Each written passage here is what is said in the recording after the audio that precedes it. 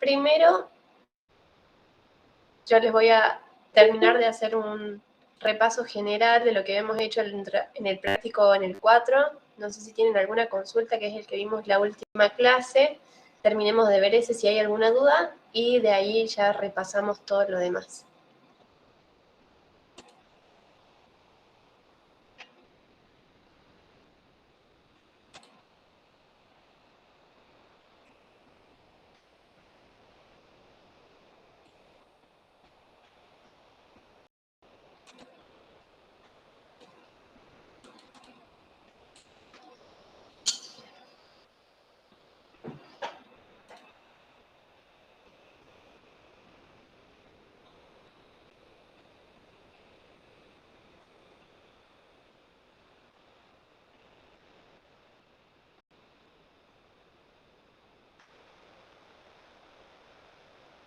Bueno, la cartilla de teoría que tienen, que vayan repasando, porque toda esta introducción del práctico 4, las prácticas eran bastante largas,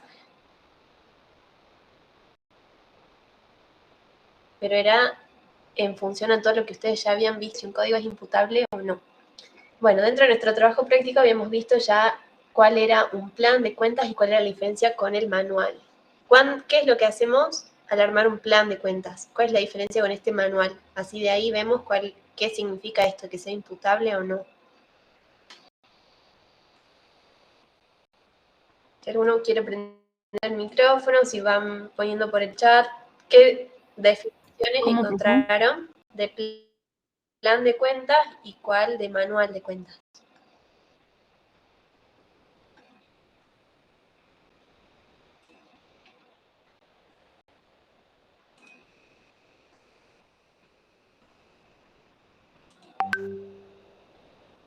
Incluso deben tener la cartilla descargada que yo les pedí la clase pasada, así que lo pueden buscar de ahí qué era un plan de cuentas y qué era un manual de cuentas.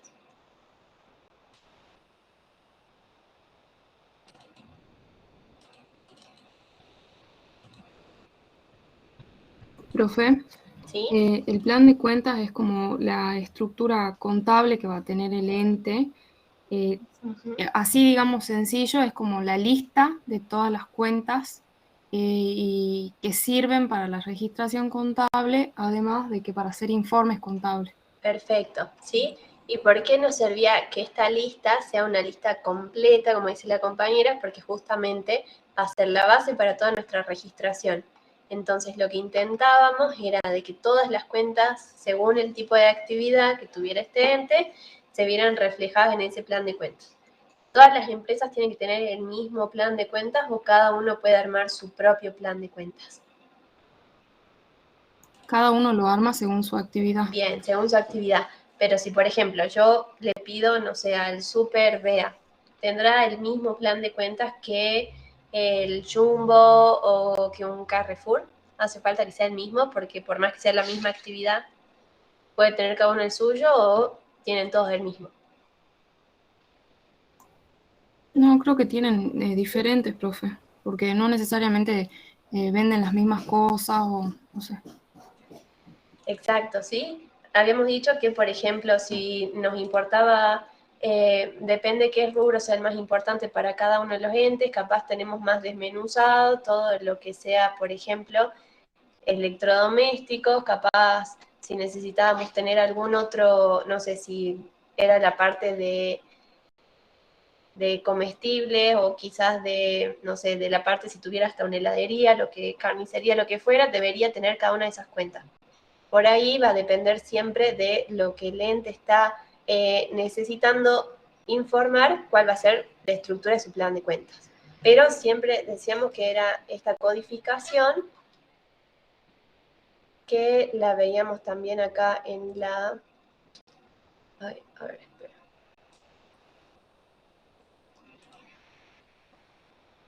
En la tarea preactiva que ustedes tenían que armar, ¿alguno pudo codificar ese pedacito de plan de cuentas que teníamos en la preactiva?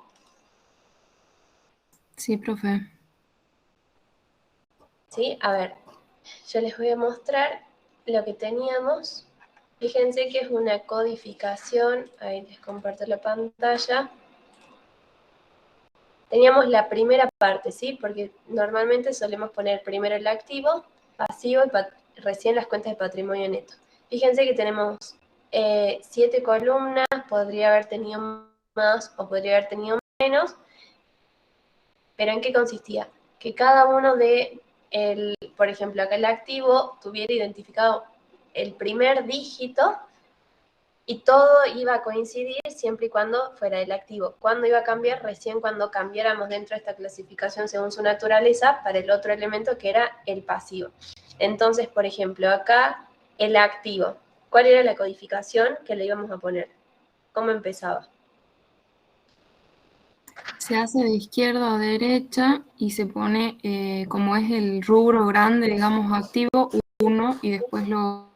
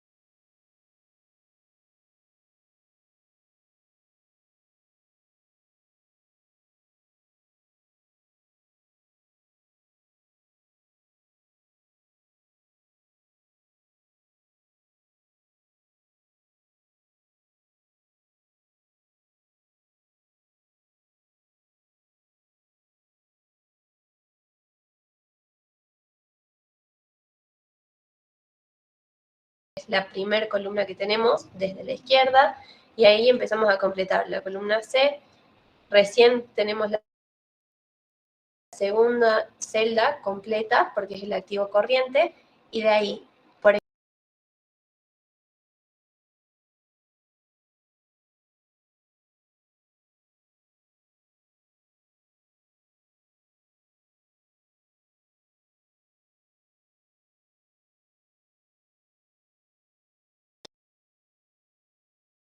Uno. o yo puedo ir dejando espacio en blanco y después completar. Hasta acá esto vamos a coincidir siempre que todo esto está formando, todas estas cuentas que ven en la pantalla forman parte del activo y a su vez dentro del activo corriente, por eso todos tienen la columna, la primera y la segunda columna completas. ¿Qué pasa con la tercera columna? ¿Empieza en el 1? ¿En qué número?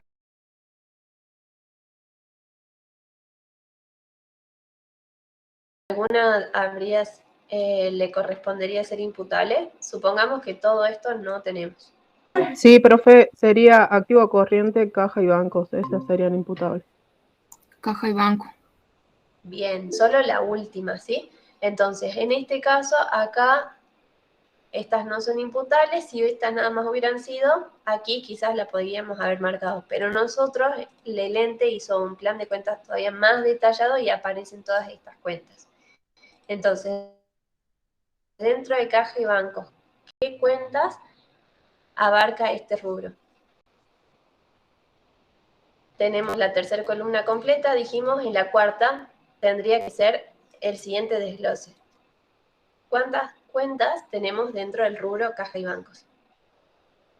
Bien, acá Luciana nos dice caja y banco, pero por separado. Entonces acá tenemos caja, va a ser el número 1 en la columna 4, banco el número 2. De nuevo, ¿qué pasa acá? De estas dos, por más que están, fíjense, en el mismo nivel, porque estamos parados en la columna 4.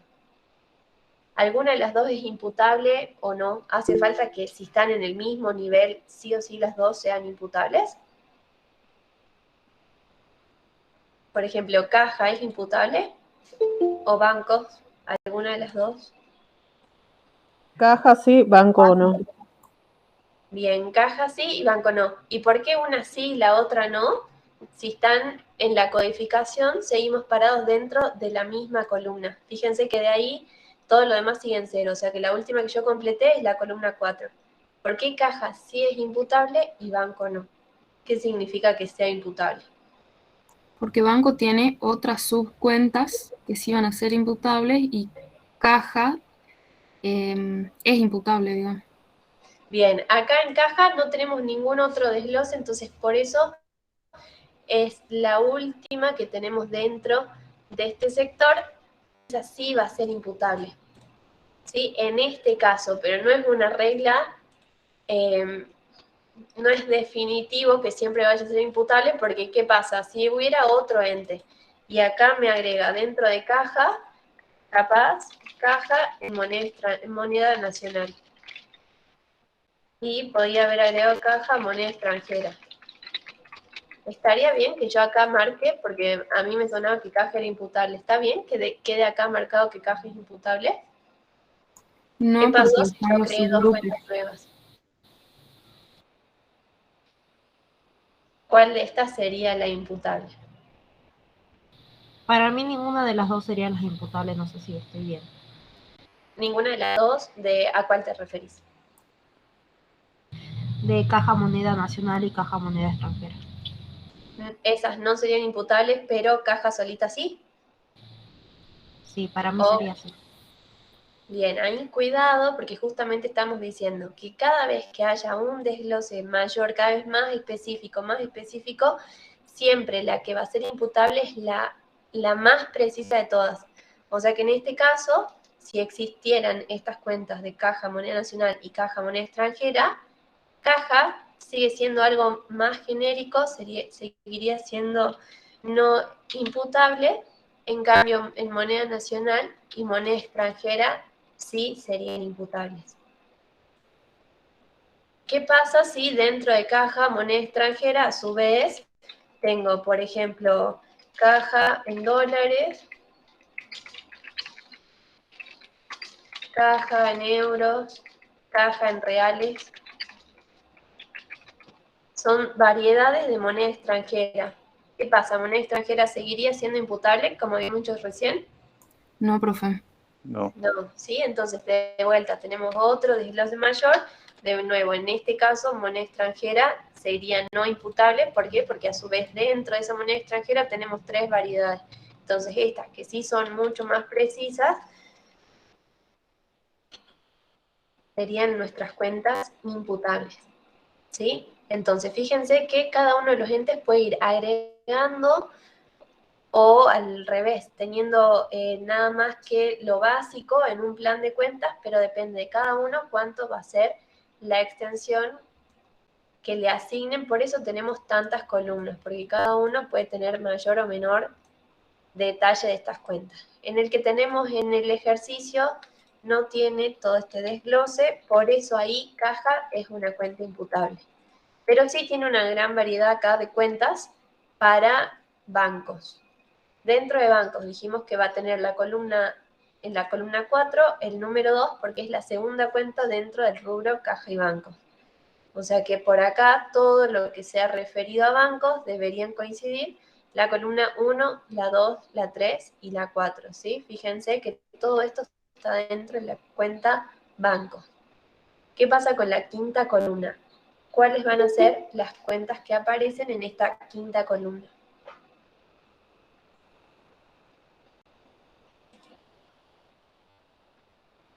¿Cómo se conforma bancos? Como subgrupos, Banco Norte cuenta corriente, Banco Norte cuenta corriente Metán y Banco Norte caja de ahorro. O por cuenta corriente un grupo y otro grupo como caja de ahorro. Bien, fíjense que, acuérdense que existen estas dos variedades de cuentas. Tenemos la cuenta corriente, es una categoría de cuentas, en cambio caja de ahorro es otra variedad. Caja de ahorro tiene nada más que en Salta. Podría haber tenido también en Metán, pero caja de ahorro tiene nada más que en Salta. En cambio, cuenta corriente sí tiene en Salta y tiene en Metán. Entonces, ¿cómo haremos ahí la codificación?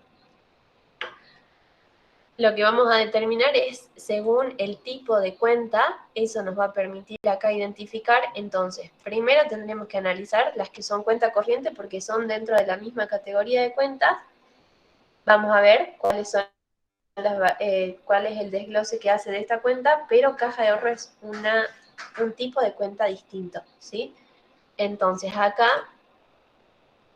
ya teníamos completa columna 1, 2, 3 y 4, recién pasamos a la columna 5, de vuelta empezamos siempre con el número 1. Banco Norte cuenta corriente, pero a su vez esta cuenta corriente decimos que tiene dos sucursales, la cuenta corriente en Salta y la cuenta corriente en Metán. O sea que todo va a tener la columna 5 porque es una cuenta corriente, pero ¿qué pasa? Dentro y acá completamos con 0, pero ¿qué pasa con la cuenta corriente en Salta y en Metán? ¿Hace falta identificarla en una columna más o ya no hace falta? Si no hiciera falta es porque ya casi que sería una cuenta imputable, es mucho más fácil de reconocer. ¿Completamos la columna 6 o no hace falta? ¿Cómo la completarían ustedes? Con 1 para banco, para la cuenta corriente de Salta y con 2 para la de Metán. Bien, 1 cuenta corriente de Salta y 2 la de Metán, ¿sí? Acá vemos que estas cuentas corrientes, las 1201 y 1202, están acompañando esta cuenta corriente de Salta, entonces todo eso va a tener codificación 1, igual que la cuenta corriente de Salta. En cambio, las 5001, 5002, ahí cambia incluso la numeración de las cuentas corrientes porque es otra sucursal. Todo eso va a tener número 2. Siempre que termina un renglón, completamos todo con 0, porque no se están ocupando el resto de columnas. Si nosotros completáramos hasta la última columna, significa que ya se terminó el desglose, pero podríamos seguir acumulando si nosotros a su vez tuviéramos mayor cantidad. O sea que esta cantidad de columnas no es fija, depende de nuevo cuánto sea la precisión que el ente necesite si tuviéramos que agregar otra columna más. Pero ¿qué pasa acá? Las dos celdas quedaron vacías. ¿Cómo completaríamos este Banco Norte cuenta corriente, la 1201 y la 1202? A la 1201 le pondría 1 y a la 1202 le pondría 2. Bien, perfecto. Pero fíjense que entonces continuamos con esta numeración, pero siempre respetando que, por ejemplo, la 1202 formaba parte del activo, por eso tiene la columna 1, la columna 2 de vuelta un número 1 porque es activo corriente, columna 3 de vuelta un número 1 porque está formando caja y banco, forma parte del rubro caja y banco, por eso tenemos acá dentro de bancos el número 2, número 1 de vuelta en la columna 5 porque forma parte de las cuentas corrientes que tiene el ente, a su vez forma parte de la sucursal Salta y recién ahí en la última columna completamos con la número 2. Entonces, fíjense que todo esto era nada más que la primera parte de la cuenta de bancos. De todas estas cuentas, 5 cuentas que tenemos en banco, ¿cuáles son imputables y cuáles no? 1201 y 1202 son imputables y las otras no.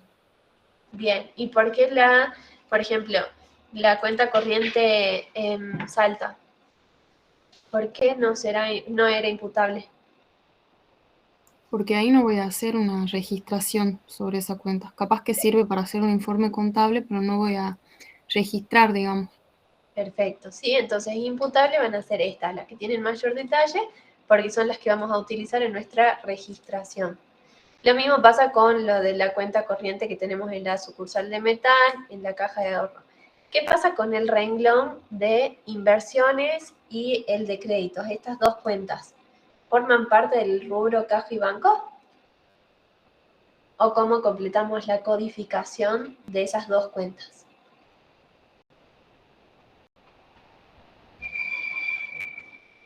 Es otro rubro del subgrupo, digamos, del activo. Bien, Entonces sería, no, a ver, perdón, del activo corriente. ¿sí? Dentro Entonces del sería activo ahí corriente. 2 y 3. Bien, 2, porque acuérdense que el número 1 era este de caja y banco. No tenemos, todo esto comparte, todo esto es caja y banco, entonces por eso recién inversiones sería número 2 y créditos número 3. ¿Tiene mayor desglose? No tiene. ¿Podrán ser imputables? Porque fíjense que si nosotros completamos, todo esto va a ser 0.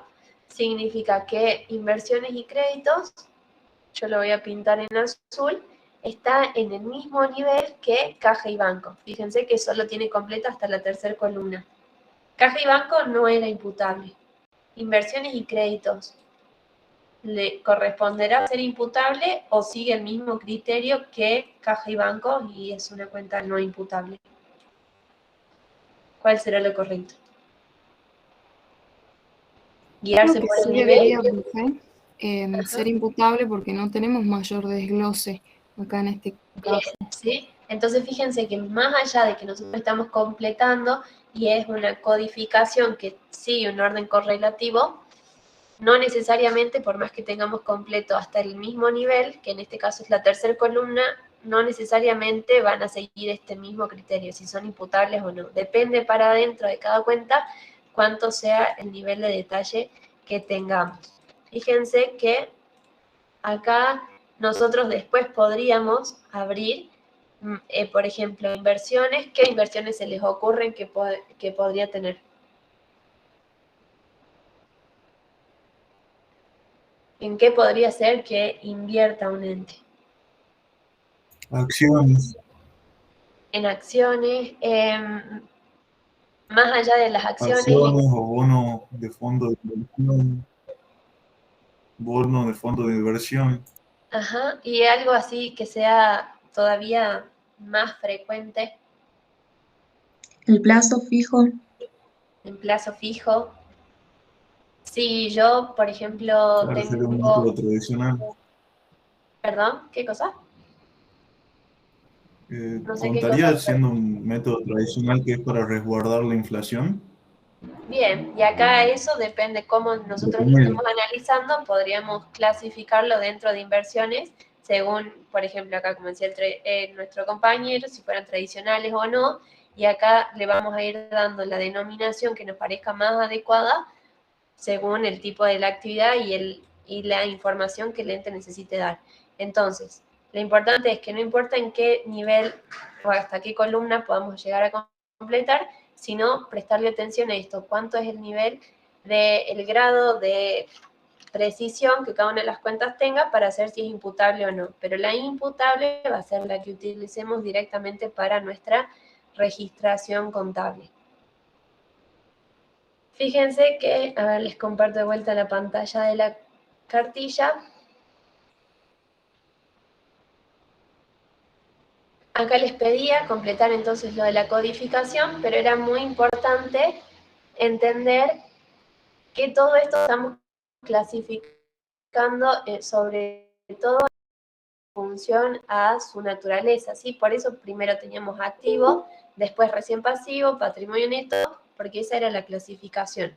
Y yo les había pedido que armaran, porque dentro de esta clasificación estas eran las cuentas patrimoniales, pero dijimos que teníamos cuentas de resultado que vienen después dentro de este plan de cuenta, y también teníamos cuentas regularizadoras de orden y de movimiento. ¿Alguno pudo buscar qué otras cuentas habían de cuentas de movimiento, cuentas de orden, cuentas regularizadoras, porque así les iba a resultar mucho más fácil encontrar o identificar estas cuentas y les va a quedar la certeza de que no son de las patrimoniales, porque ahí sí tienen que empezar a ver si van a ser patrimoniales de activo, de pasivo, de patrimonio neto, pero siempre siguiendo estas preguntas que hacíamos, si se tratan de bienes o de derechos o si son obligaciones. Fíjense que eso es lo que hemos estado haciendo en este cuadrito. Cuando lo fuimos completando, seguimos dentro de esta clasificación según su naturaleza. Profe, ¿Sí? ahí en la parte en el ejercicio anterior, en el 1, Sí. yo respondí en la plataforma que honorarios profesionales era una cuenta de resultado negativo. Y me lo tomo como mal, no sé. Ah, bueno, lo controlamos. Ahora lo anoto, así lo chequeamos en la plataforma. ¿Hay alguna otra observación de los que ya fueron resolviendo en la plataforma que les haya parecido?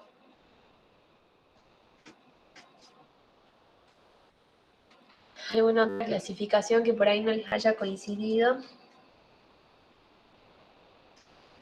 Entonces, fíjense que lo que nosotros hicimos en la clase pasada, y yo les dije que además lo podían ir practicando con los enunciados de los ejercicios de los prácticos anteriores, era en función a todas estas cuentas que fuimos aprendiendo, analizar las operaciones. Acá nos había tocado analizar la de PSG, ya habíamos hecho antes el cuadrito analizando variaciones patrimoniales y efectos en el patrimonio neto. Lo que hicimos la clase pasada era buscar las cuentas. ¿Hay alguna denominación de alguna cuenta que no se entienda o que no hayan encontrado o en la bibliografía a qué se refería? Porque es muy importante entender de qué se trata cada cuenta. Porque en función a eso, en función a la clasificación que hiciéramos, recién les iba a resultar más fácil identificar si cuál era el saldo habitual, saldo deudor y acreedor, que es lo que pedía el ejercicio 3. Profe, ¿Sí? las cuentas que dicen, por ejemplo, señor Agüero, o, cuenta aporte o algo así, Ajá. como que son particulares, no son lo mismo que la cuenta capital, tienen una distinción. Claro. ¿Cuál es la diferencia? Acuérdense que nosotros esas cuentas solemos usarlas al inicio de la vía del ente.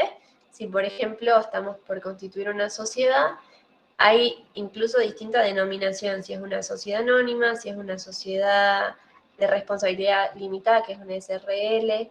Entonces, fíjense que cada una de esas va a tener una denominación en especial. Pero, ¿qué pasa? Cuando yo estoy por constituir una empresa, y lo deben haber visto también incluso en derecho, cada uno de los miembros, supongamos que somos todos nosotros, estamos por formar una sociedad anónima. Cada uno va a poder aportar. Capaz alguno tiene dinero para aportar, otro tiene algún vehículo o mercadería. Cada uno hace su compromiso de aporte. Pero esa es la primera parte, cada uno hace nada más que ese compromiso. Después, en un segundo momento, efectivamente tienen que entregar cada uno de este compromiso que asumieron. Si tenían de efectivo, tendrán que depositarlo. Si tenían un bien, harán el cambio de titularidad. Entonces, en la medida que esos bienes ya estén aportados definitivamente, van a formar parte del capital. Pero si no, por eso esas cuentas particulares pueden ser, por ejemplo, alguien que se comprometió y todavía no, quizás me comprometí a aportar, no sé, 100.000 pesos y hasta ahora solo entregué 50. Todavía tengo pendiente entregar una partecita. Entonces eso puede pasar al inicio de la vida de un ente. Pero también puede pasar, que ya habíamos visto algunos ejemplos, de que el ente tiene una factura de la luz, pero es de la casa del dueño y la empresa se hace cargo. La paga porque justo ella se vencía. Entonces, ¿cómo hacemos con esa factura que el ente le pagó, pero no era la luz del local, era la luz de la casa del dueño? Patrimonialmente, ¿eso qué me generaría en la contabilidad? ¿Cómo lo reconoceríamos? Si yo pagué una factura que no me correspondía. Una un activo que disminuye y un activo Un que derecho, aumenta. digamos, a cobrar. Bien, el derecho a cobrar, ¿sí? Entonces yo ahí necesito también buscar cuál podría ser la denominación de esta cuenta, porque contablemente ya vamos a tener que registrar con cuentas. ¿Cómo hago yo para identificar de que se trataba de esta factura, que es del dueño o de uno de los socios y el ente se la pagó? No podría, por más que sea un derecho, por ejemplo,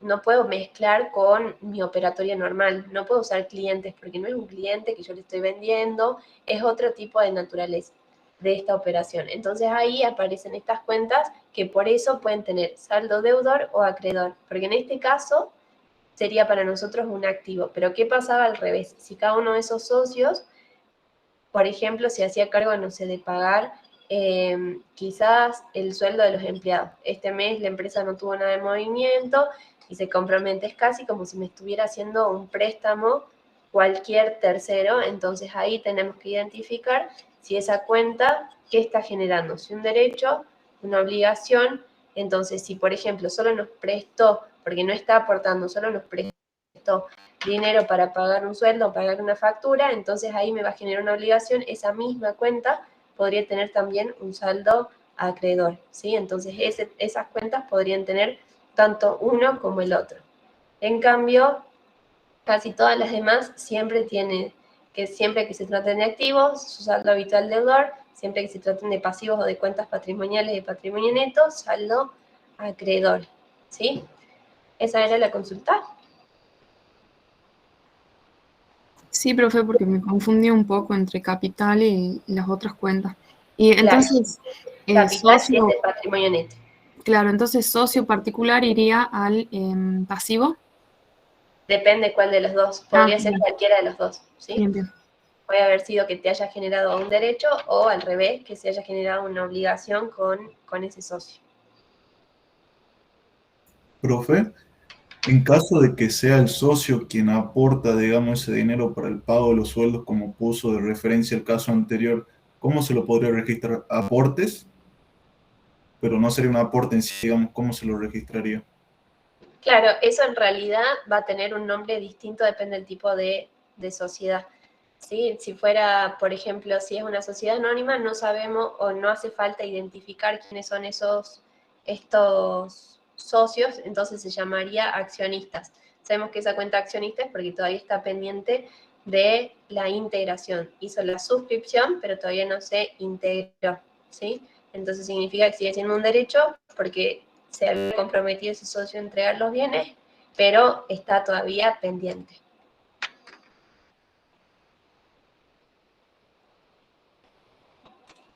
Y en Entonces, SRL, ¿cómo sería? Socio, aporte socio si o tenemos préstamo cuentas, socio. no, el préstamo sí sería para este caso que es una situación externa, no es porque esté aportando, ¿sí? Claro, claro. Profe, ¿Sí?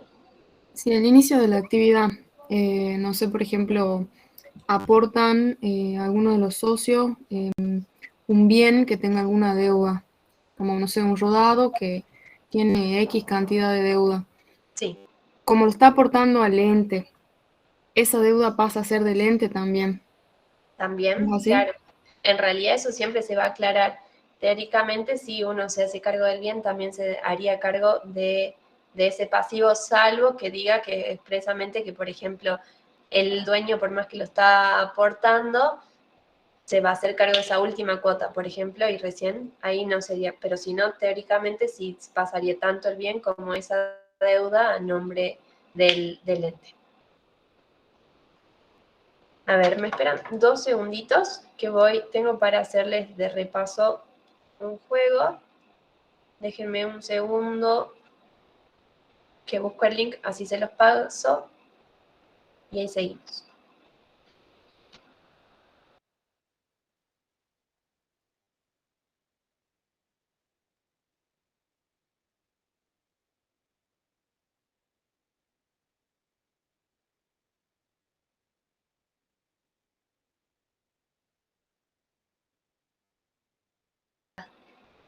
Más allá de que el libro lo tiene,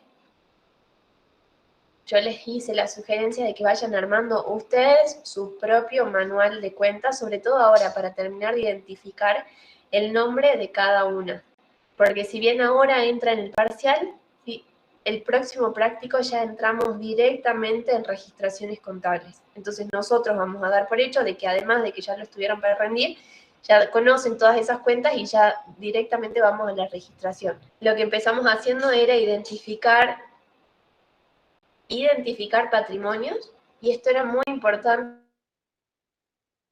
que por ahí se acuerdan nada más que de las variaciones patrimoniales, pero es muy importante identificar algunos puntos clave para identificar si se trataban de entes contables. Acuérdense que lo habíamos visto en el primer gráfico que teníamos en el esquema conceptual en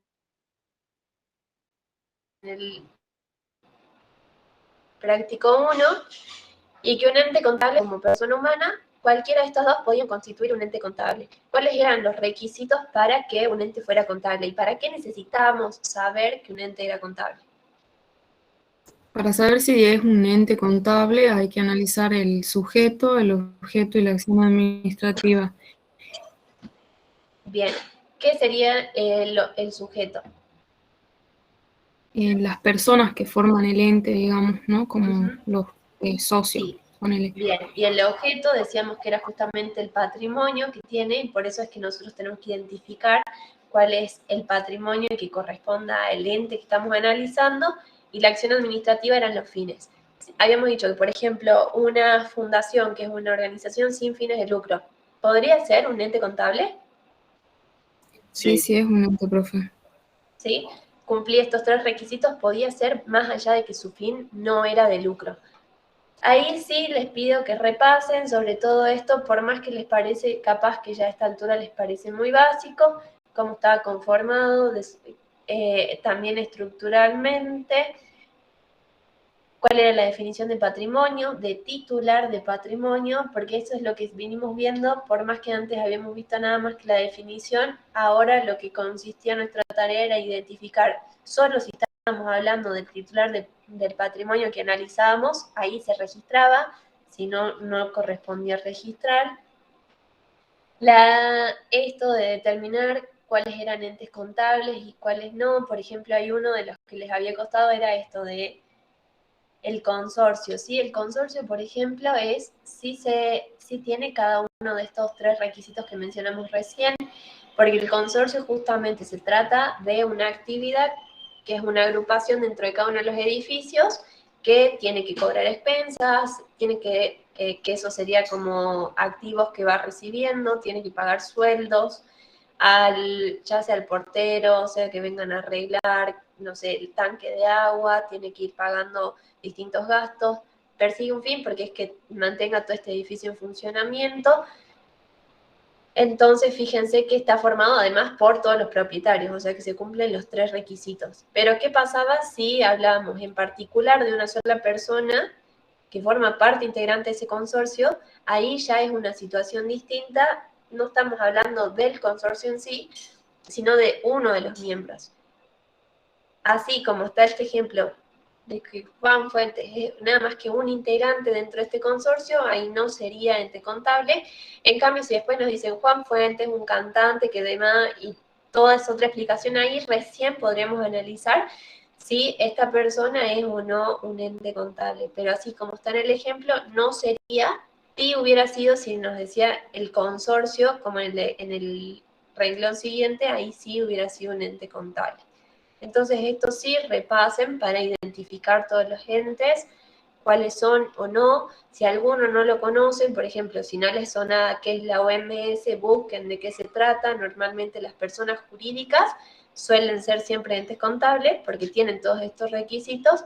Por ahí es un poquito más difícil identificar qué pasa si es una persona humana, pero normalmente esa sería la regla general. Fuimos viendo en este práctico cómo identificar, creo que ya lo tienen bastante claro, cómo identificar bienes que son cosas tangibles, derechos son intangibles, pero de todas formas yo tengo Siempre que existe un derecho, la otra parte va a tener una obligación. Nosotros mismos podemos tener obligaciones, que entonces bienes y derechos son los activos, para nosotros las obligaciones son los pasivos. ¿Y qué era lo importante para determinar esto? Si son bienes, derechos, para saber si son activos o pasivos. Además de identificar esto de que si son o no bienes o derechos, o si son o no obligaciones, ¿había algunas otras consideraciones a tener en cuenta? ¿Qué más analizábamos acá para saber si era o no un bien o un derecho para este ente o una obligación para ese ente? ¿O solo pensábamos en esto, si son bienes, derecho y listo? ¿No había nada más que tener en cuenta? Las obligaciones, Sí, ¿qué pasa con las obligaciones? Acá Agustín nos dice, bien, si está relacionado con la actividad del ente, ¿qué otra cosa teníamos que tener en cuenta? ¿Podría ser la fecha del corte?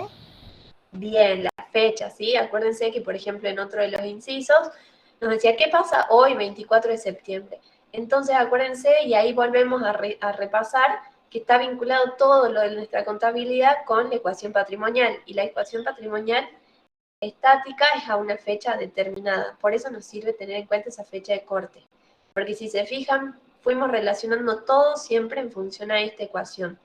Entonces, capaz que hoy, 24 de septiembre, yo todavía ni siquiera inicié las actividades, nada más que tengo muebles y útiles en el local, pero todavía no vendí nada. En cambio, va a ser una situación distinta una vez que yo empiece, no sé, a prestar servicios o a vender bienes en octubre. Hoy es la situación, en octubre capaz sea una situación distinta.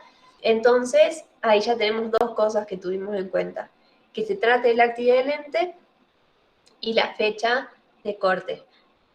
Fíjense que lo importante de esto, más allá de la actividad, es que justamente que el titular sea el del patrimonio que estamos analizando. Por ejemplo, habíamos visto casos de que si teníamos locales prestados, ¿qué pasa con ese local prestado? No es el titular el ente, no podría ser un bien para nuestro ente, sino que es nada más que un préstamo. Entonces, ¿cómo identificamos eso? Justamente controlando la titularidad de los bienes, de los derechos o de las obligaciones, como preguntaban recién, ¿qué pasa si afecta un auto, pero debe algunas cuotas? Entonces, fíjense que es muy importante esas tres cuestiones, que sea el titular del ente, que esté relacionado con la actividad y la fecha en la que estamos parados. Y de eso se trataba acá todo el ejercicio 1. Este cuadrito, acuérdense que era lo importante que les dije de este cuadrito cuando había que armar y determinar cómo era la conformación del patrimonio. El patrimonio de Tatiana, en este caso de Tatiana Blanco, al 1 de julio estaba conformado así. ¿Qué era lo fundamental que les dije que se acuerden siempre que tengan que completar en las otras dos columnas? Ya hice la distribución. Que el patrimonio de Tatiana al último va a ser todo, digamos, el patrimonio. Bien, Ahí es decir, el patrimonio de Tatiana antes y después de la afectación tiene el mismo importe, ¿sí? Fundamental eso, es el primer control que tienen que hacer. Acá no me acuerdo cuánto les daba, si ustedes lo tienen a mano, pero supongamos que el patrimonio era de 100 pesos el 1 de julio. Después de la afectación, ¿qué pasa? Yo ya creé un nuevo ente que se llama Ensueño. Pero ¿qué pasa con el patrimonio de Tatiana Blanco? ¿Sigue siendo de 100 pesos o perdí una parte en el camino porque la afecté a un nuevo ente? Sigue siendo el mismo patrimonio. Bien, ¿y cómo hago para que me dé esa igualdad? Porque si yo ya afecté todo el patrimonio de Ensueño, ¿por qué me sigue dando lo mismo el patrimonio antes y después de esta afectación? porque sigo considerando el patrimonio de Ensueño como parte del patrimonio de Tatiana. Bien, perfecto. Y eso es lo que les dije que es súper importante de acordarse, que es acá este cuadrito, fíjense que estaba en negro, porque acá antes todavía no existía Ensueño.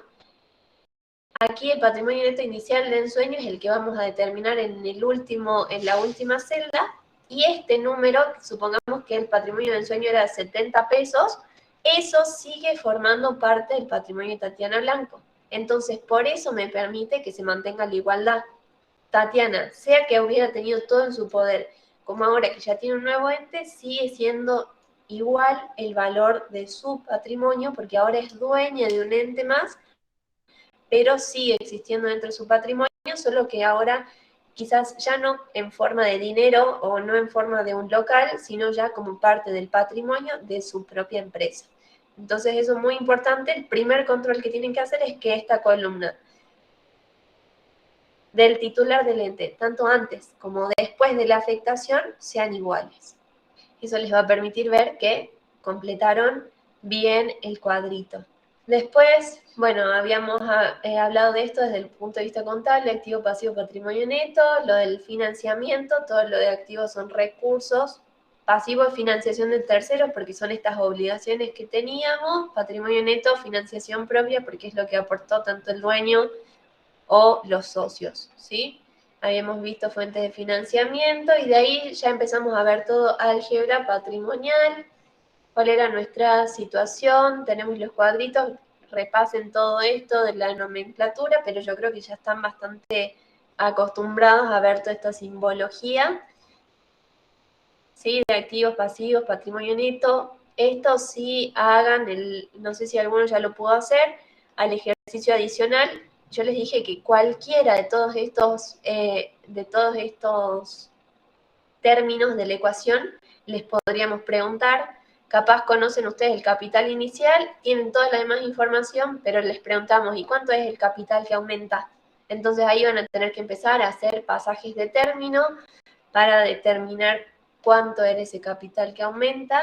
No necesariamente va a ser algo así puntual como hacemos siempre de determinar por tablitas, sino alguna otra ecuación que es como el adicional que tienen en este trabajo práctico. Así que eso sí, a prestarle atención. ¿Cuántas variaciones patrimoniales tenemos? 4, profe, está dentro del activo, que serían 2, que sería activo que aumenta y que disminuye, que serían tanto favorables como desfavorables, y después de pasivo, que tenemos de aumento y de disminución, también favorable o desfavorable. Perfecto. Favorable. Y de esas, ¿cuáles son, de esas 4 variaciones, cuál me dijiste que son las favorables y cuáles son las desfavorables? Favorables serían el activo que aumenta y el pasivo que disminuye, y dentro de la desfavorable estaría el pasivo que aumenta y el activo que disminuye. Bien, perfecto. Esa va a ser nuestra base siempre para analizar, porque en función a si estas variaciones son mayores o menores entre ellas, determinamos el efecto en el patrimonio neto, va a coincidir, si es mayor la variación favorable, el efecto va a ser favorable en el patrimonio neto. Entonces, si ahora les pregunto cuáles son los efectos en el patrimonio neto, ¿cuáles serían? Siempre va a ser permutativa. Bien, siempre va a ser permutativa siempre y cuando entre esas 4 tengan el mismo valor. Pero ¿qué pasa si una es mayor que la otra? Y siempre esa permutativa es lo que le llamábamos este efecto neutro, ¿sí? Si al revés se generara alguna diferencia, ahí sí tenemos variaciones que me generan efectos favorables o desfavorables. Tenemos todo el ejemplo de las variaciones permutativas, modificativas, y era esto que ya fuimos viendo, para contestar estas preguntas, las pueden usar ustedes como referencia. La tablita que venimos utilizando es siempre el mismo formato. Acá, momento inicial, toda la acumulación de la actividad del ente. Acuérdense que en este del ejercicio 4 es lo que yo les había dicho, que se acuerden de que esto como una M invertida es una sumatoria, es decir, que acumula todos los movimientos durante la actividad del ente. No está incluido la situación inicial porque tiene su propio término, sino que se trata del resto de actividades desde que inició hasta la fecha de corte que nosotros tengamos. ¿Y cuál iba a ser esa fecha de corte? Acá el subíndice que dice, por ejemplo, acá A sub 10, entonces ahí sumamos del momento 1 al 10. Si hubiera dicho A sub 7, sumábamos desde el momento 1 hasta inclusive el 7. Eso hay cuidado, pero esto es lo que les digo, que podríamos tener cualquier dato sin necesidad de haber hecho la tablita anterior, decirle darles algunos datos y que ustedes determinen otros, y que esto es lo que tenían de tarea adicional, justamente determinar esos componentes. Y práctico número 3, que vimos toda esta fuente de datos que son nuestros documentos comerciales, que acuérdense que siempre para que nosotros podamos registrar contablemente tenemos que tener una documentación, ¿sí? Pero a su vez, dentro de esa documentación de compras, ventas, pagos y cobros, ¿cuál era el requisito fundamental? Más allá de la documentación, un requisito que yo les dije que estaba dentro de la propia definición de activos y pasivos. ¿Cómo era la pregunta, profe? Yo tengo mucha documentación, todo me va a servir de documentación respaldatoria, pero ¿cuál de esas me permitirían hacer registraciones contables? Que Tengan valores. Bien, ¿sí? Acuérdense que dentro de la definición de activo y de pasivo nos dice justamente eso, que nosotros podamos asignar el valor correspondiente. Entonces, por eso decíamos que, por ejemplo, un remito no nos va a generar efecto contable, porque no nos está nada más que indicando cantidades, colores, calidad, pero nosotros contablemente necesitamos asignar un valor a cada una de estas cuentas. Entonces, por eso, a cada tipo de bien o de derecho o de obligaciones necesitamos darle un valor. Y de ahí vimos todo esto entonces de documentos comerciales. Fíjense que son siempre, cualquier situación que tengan, pueden analizar todo lo que fuimos viendo en estos 4 prácticos. Sí, acuérdense que siempre van a tener 2 partes, emisor-receptor. Normalmente tenemos por lo menos 2 copias, un original y un duplicado. ¿Cuáles eran los documentos comerciales? Que solamente existe un original. Un cheque, Bien, un cheque. ¿Qué variedades de cheques conocíamos? cheque diferido, cheque común. Bien. ¿Cuál era la diferencia entre el cheque común y el cheque diferido? Uno se debita y otro se acredita. Uno es Que, un y así, crédito que me permite tener una obligación, pero también me respalda un pago a futuro. bien. En realidad, más que, ¿cuál sería el crédito? Si yo tengo un cheque común, hay Una que ver cosa si es un nosotros pronto somos pago, los emisores o si somos los... ¿Qué me genera este cheque común que yo emití? una obligación. Un cheque común, ¿no? Ah, no, Una no, disminución de activo. una La disminución. disminución de activo porque directamente lo podríamos cobrar, no, perdón, a la persona que nosotros se lo entregamos directamente podría pasar a cobrarlo.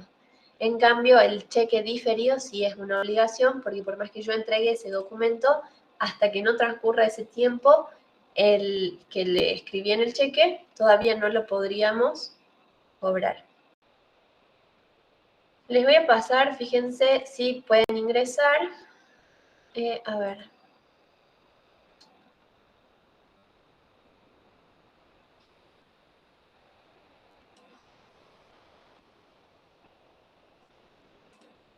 ¿Se animan a escribir un segundito en el chat el mail de todos los que quieran participar? Vamos a hacer un ratito un Kahoot para ver si se terminó de entender todo lo que vinimos haciendo, cosa que ustedes mismos puedan responder en el juego y ver si tienen las opciones correctas o no, ¿sí? Escríbanme un segundito los mails. ¿Alguna otra consulta que tengan hasta acá?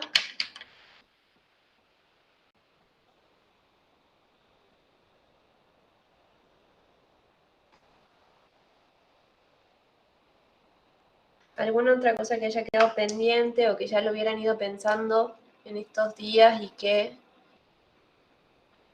quieran que lo charlemos? Bien. Bueno, son re poquitos los que están conectados por lo visto. El resto será que están grabando la clase, pero esto era ya para que a ustedes mismos les sirviera.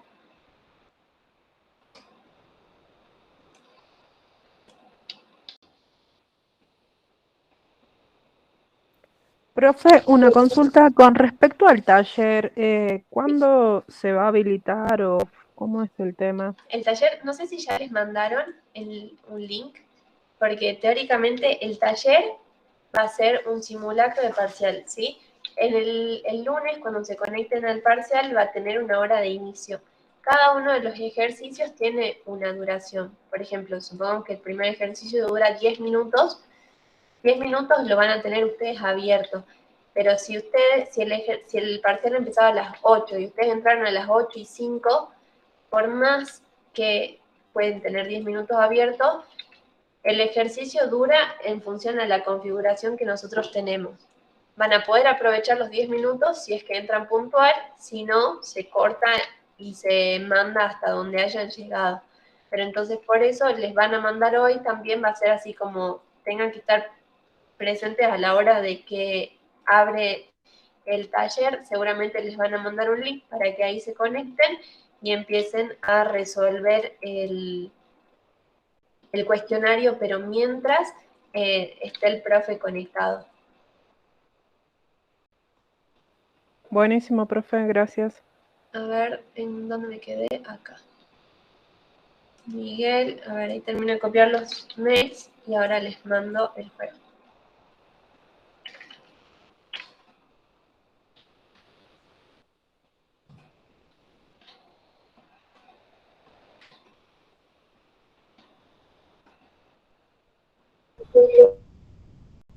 Por ejemplo, acá tengo un ejercicio que dice, por el alquiler del local donde funciona su negocio, abona en efectivo el alquiler del mes en curso, 2.000 pesos. Ahí, ¿qué sería? Una disminución del activo. Como no sé, o sea, en los ejercicios anteriores no me decía nada de que yo tenía ese pasivo del alquiler. Claro. Es solamente disminución del activo ahí, ¿no? Es que en realidad ahí, fíjate, no te está diciendo que sea un pasivo, justamente está diciendo que es en el mes en curso.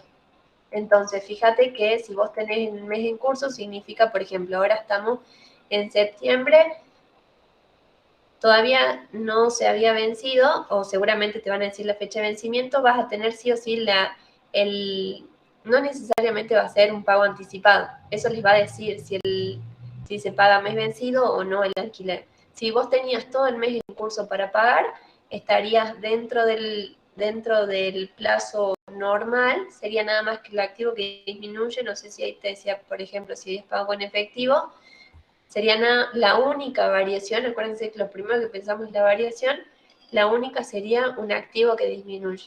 Si es la única variación que existe, ¿qué es lo que me va a generar ese activo que disminuye? Un resultado negativo.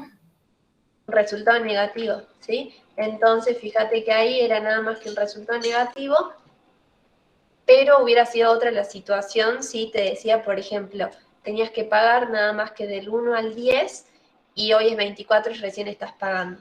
Entonces ahí sí, se hubiera generado el día 10 una obligación, un pasivo, y hoy se estaría cancelando. ¿Se entiende?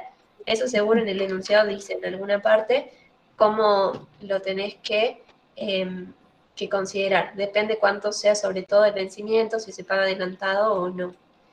Y el mail que me están pasando es porque les estoy por mandar la invitación para hacer un Kahoot que es un juego de repaso.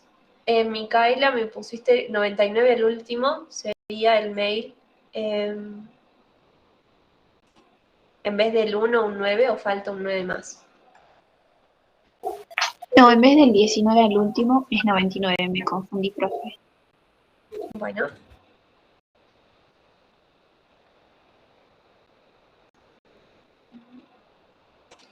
Bien, bueno, a ver, creo que hoy los tengo a todos. Espérenme un segundo y se los mando. Y me avisan si pueden ingresar y si a todos les llego.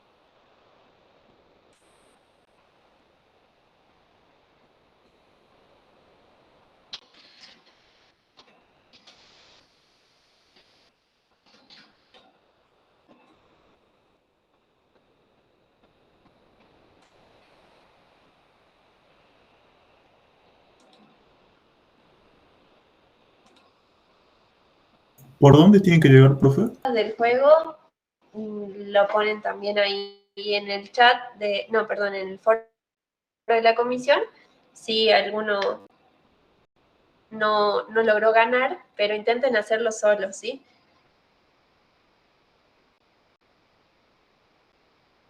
Me lo dejo abierto hasta la noche, así en cualquier ratito entran a jugar. ¿Alguna otra consulta, chicos? Me parece que con variaciones patrimoniales sí están ya bastante entrenados, pero por ahí me preocupa que no están leyendo mucho la teoría y para el nombre de cuentas sí hace falta prestarle un poco más de atención en qué consiste cada una. Así que no sé si hay alguna otra cuenta que por ahí les quede duda de cómo se llaman o qué representa, o si hay alguna otra consulta de variaciones patrimoniales, de ecuación.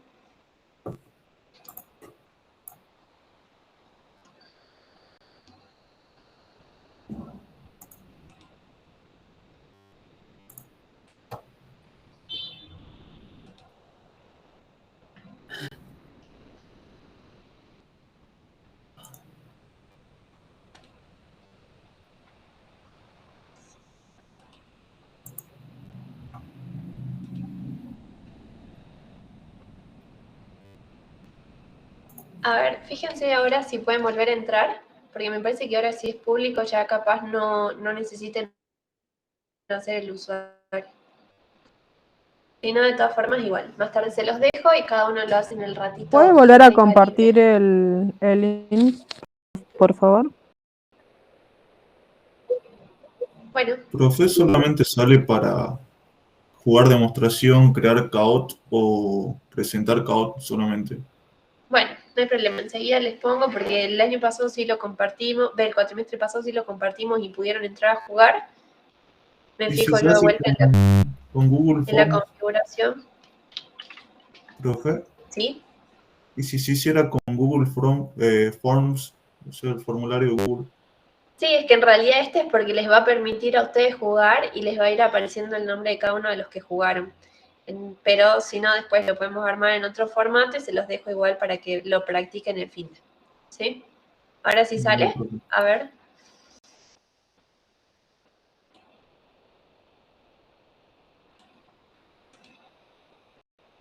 No, me parece que todavía no hay ningún jugador adentro.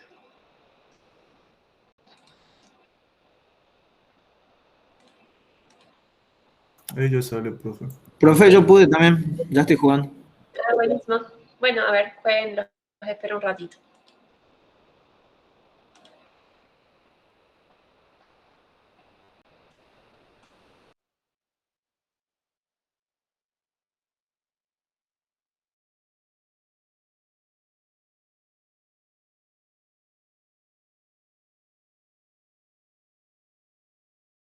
Practicar. Pero de todas formas, si tienen otras consultas, los voy a seguir leyendo durante el fin de semana. Intenten no hacer las consultas recién el lunes, porque ahí ya es probable que no tengan todo el tiempo para contestarles. Acuérdense de presentar el práctico 4 hasta el domingo, porque el domingo se cierra y yo el lunes ya voy a dejar, van a quedar como bloqueados los que no puedan rendir. Voy a dejar publicada quiénes son todos los que sí cumplieron con los requisitos de tener los 4 prácticos aprobados para poder rendir parcial, pero vayan haciendo las consultas durante el fin de semana y yo los voy a ir leyendo.